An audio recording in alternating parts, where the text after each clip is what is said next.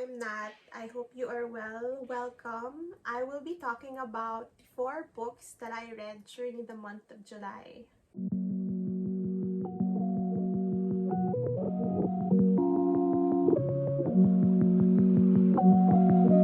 Okay, so why just 4? Considering that it's sort of a low number for a supposed reader. Well, it's because I've been in a reading slump for the longest time. And I just started reading again like the past week. So I've managed to actually, that's pretty good actually, like finishing around 4 books in a few days. So I'm pretty proud of myself for that. Yeah, so I got this Kindle Basic and I've been reading really fast. Lately, I'm reading The Marriage Portrait now. So yeah, by Maggie O'Farrell. She wrote Hamnet rather, not the Hamnet. So I'm reading The Marriage Portrait. Anyway, yeah, because of the Kindle Basic, I finished 4 books. Also, it's not just because of the Kindle Basic. I guess it's also because of um the book that I read, and it's The Need by Helen Phillips. Um, I guess if you're in a reading slump, like something that you can do is read mystery thrillers, because it really helped get me out of that slump. Okay, let me read uh, the synopsis of The Need. When Molly, home alone with her 2 young children, hears footsteps in the living room, she tries to convince herself it's the sleep deprivation. She's been hearing things these days, startling at loud noises, imagining the worst case scenario. It's what mothers do, she knows. So I recommend that you go into The Need knowing as little as possible. Like, I don't want to read the summary further because it might spoil things, but knowing as little as possible is like the best way to go, because you while reading you try to come up with like scenarios and the reasons for her um actions and why some things happen. I don't know if I'm being vague, but like I don't really want to get into it because I want, yeah, if you decide to pick up the book, I want you to figure out for yourself, or like, because the ending also is very, what do you call it? The ending is very open-ended.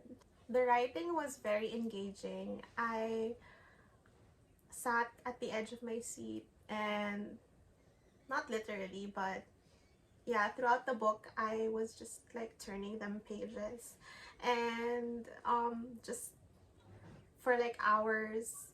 The Need is a speculative thriller, and the prose is very arresting and grotesque at times. So, for The Need, it's like you actually wonder if what she sees is real or not, and you kind of, throughout the book, you're like speculating on her sanity. The children were fleshed out as characters pretty well. The portrayal of motherhood in the book was pretty realistic. The husband, of course, was not there during most of the time, and you could feel the pressure that was put on her to protect her children during that stressful scenario. So I think that book drove the point home that motherhood can be pretty scary and crazy. Um, but it was still a very enjoyable read, and I recommend this book if you're in a reading slump. The next book I read was Our Wives Under the Sea by Julia Armfield. Let me read a summary of the book. Leia is changed. A marine biologist, she left for a routine expedition months earlier, only this time her submarine sank to the seafloor. When she finally surfaces and returns home, her wife Miri knows that something is wrong. Barely eating and lost in her thoughts, Leia rotates between rooms in their apartment, running the taps morning and night. Whatever happened in that vessel, whatever it was they were supposed to be studying before they were stranded, Leia has carried a part of it with her, onto dry land and into their home. As Miri searches for answers, desperate to understand what happened below the water, she must face the possibility that the woman she loves is slipping from her grasp. I enjoyed this book also. It was pretty arresting and the prose is lyrical. Um, you really feel at one with the ocean and you appreciate its beauty as well as the horrifying aspects of it.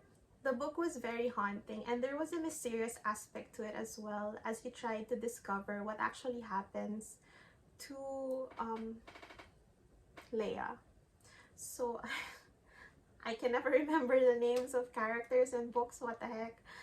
As you try to figure out what happens to Leia, you feel the you get a peek into their relationship. But this book isn't about actually what happens or what happened to Leia. It's more of like a meditation on relationships and grief and love because every chapter you interchange viewpoints between Leia and Miri.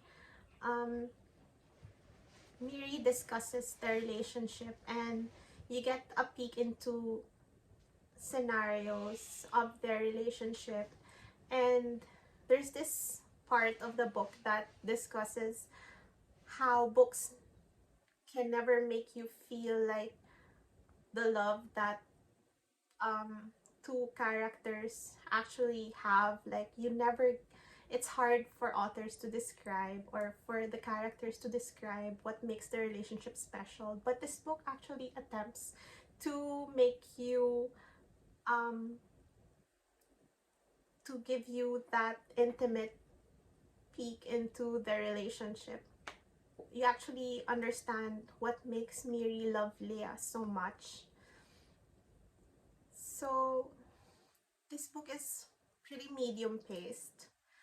Um, I found particularly interesting the viewpoint of Leia as well, what she was experiencing as her submarine wouldn't resurface, and because she was stuck in the submarine for months, and I found her viewpoint interesting as well and sort of horrifying.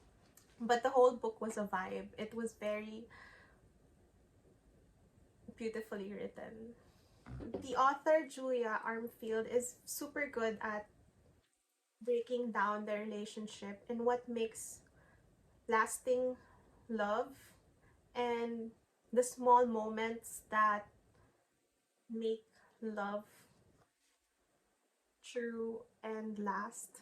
So this is another book that has an open ending, and well, not really an open ending, but you wonder, you want to know more about why Leah is the way she is, and but I realized that that's not what the story is about. The next book I read was Diary of a Void by Emi Yagi. This is another book which I greatly enjoyed. This month was, or last month, July, was a very good month for reading. Let me read the summary. When 34-year-old Miss Shibata gets a new job in Tokyo to escape sexual harassment at her old one, she finds that as the only woman at her new workplace, she's expected to do all the menial tasks. One day, she announces that she can't clear away her colleagues' dirty cups because she's pregnant, and the smell nauseates her. The only thing is, Miss Shibata is not pregnant. So this is about Miss Shibata, and she pretends to be pregnant so that to avoid the menial tasks that the co-workers have assigned to her, not officially, but have assigned to her because of sexism. This book was quite comical and it was funny at times, and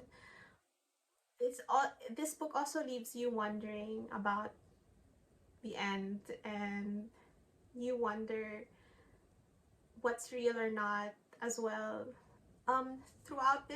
throughout the book, you feel this streak of loneliness. Her observations are well written and eye-opening. I also found it pretty interesting, um, the look into Japan's culture, and I've always wanted to read more books by Japanese authors.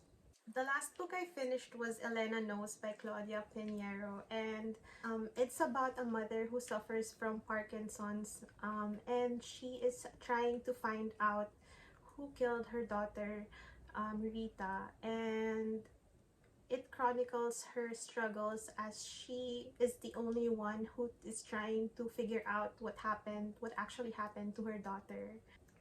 This book was pretty devastating. You really get to see the bond between mother and daughter, and at first I wasn't able to finish this book. Like, I put it down for the longest time, as I was dealing with my reading slump, but I recently picked it up again, and I really did enjoy it.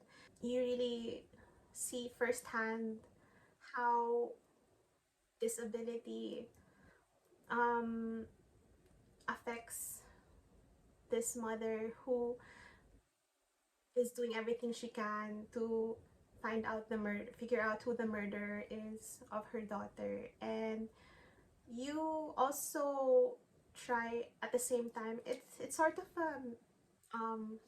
who done it, and you also try to figure out what happens to the daughter.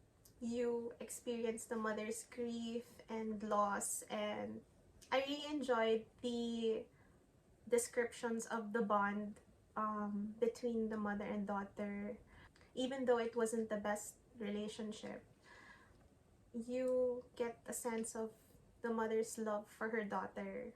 This is my first book by the author, and I'm looking forward to reading more books of hers as they grapple real issues, women's issues, and she also, I think in her other books also, she discusses the Catholic Church and its hold on um, people. This book was pretty thought-provoking, and besides women's issues and the Roman Catholic Church, it also talks about our control over our own bodies. So I think that's it. I read The Need, Our Wives Under the Sea, Diary of a Void, and Elena Knows. 4 books. Okay, those were the books that I read during the month of July. I hope you enjoyed, and I hope that you pick up these books as well. Let me know what you think of these books if you've read them. And I hope to see you again soon in my other videos, perhaps. Thank you for watching. Bye!